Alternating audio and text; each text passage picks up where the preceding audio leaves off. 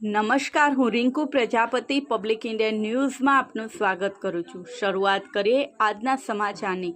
School van અને બસમાં શાળાએ જતા વિદ્યાર્થીઓની સલામતી માટે સૂચનો કરાયા।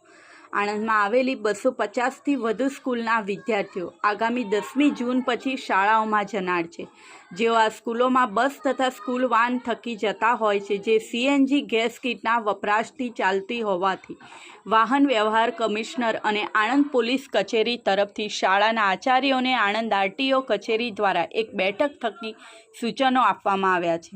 આણંદ જિલ્લામાં 250થી વધુ સ્કૂલ આવેલ છે। આ સ્કૂલોમાં વિદ્યાર્થીઓને સ્કૂલે લઈને આવતી સ્કૂલ વાન અને બસો CNG કીટનો વપરાશ સૌથી વધુ થતો હોવાથી શાળાના સંચાલકો, આચાર્યો અને આણંદ RTO કચેરી દ્વારા શનિવારે DN હાઈસ્કૂલ આણંદ ખાતે બેઠકનું આયોજન કરવામાં આવ્યું હતું।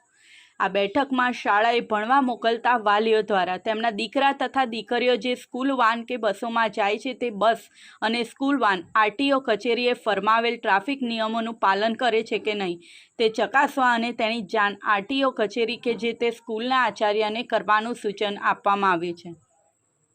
આણંદ RTO કચેરી શાળાએ ભણવા જતા બાળકો અંગે સલામતી માટે જરૂરી પગલાં લેવા અંગે સૂચનો આપવામાં આવ્યા હતા।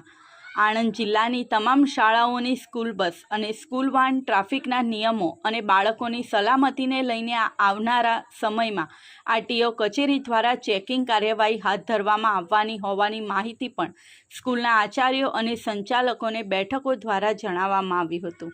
આ સાથે આજના સમાચારને અહીં